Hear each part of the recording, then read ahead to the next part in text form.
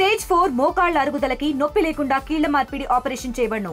Doctor Ramesh Gajula, endoscopic spine ortho surgeon and pain physician, Panacea spine pain ortho and sleep center, Uppal, Hyderabad. Dasara పండుగ సందర్భంగా తెలంగాణ రాష్ట్రం ప్రజలకు కానీ, వనపర్తి జిల్లా ఉన్న ప్రజలకు కానీ, అదేవిధంగా బతుకమ్మ సంబరాలు జరుగుతున్న మహిళామణులకు కానీ, దేశ యావత్ ప్రజలకందరికీ ఈ దసరా శుభాకాంక్షలు తెలియజేస్తున్నాము. ఎందుకంటే నిన్న నరేంద్ర మోడీ గారు క్యాబినెట్లో వనపర్తి జిల్లాకు మన కేంద్రీయ విశ్వవిద్యాలయాన్ని మంజూరు చేయడం జరిగింది.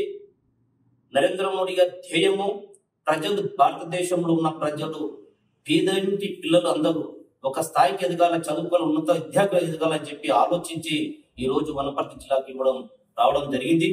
కొంతమంది మేము అనగా భారతీయ జనతా పార్టీ ఎన్నోసార్లు మేము కిషన్ రెడ్డి గారు కానీ, డికే అర్ణమ్మ గారు కానీ ఎన్నోసార్లు కూడా మేము ఇక్కడున్న నాయకులను కలవడం జరిగింది.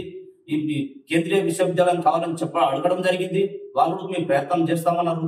కానీ ఇప్పుడు ఈ రోజు పేపర్లు వస్తే కొంతమంది కాంగ్రెస్ నాయకులు మేము కృషి చేసినాం అంటున్నారు తప్ప, కానీ ఇవన్నీ ప్రజలకు తెలుసు.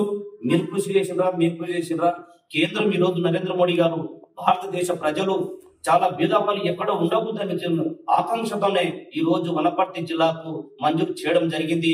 అదే విధంగా మంత్రివర్యులకు, నరేంద్ర మోడీ గారికి అందరికీ పేరు పేరున ధన్యవాదాలు చెబుతున్నాము.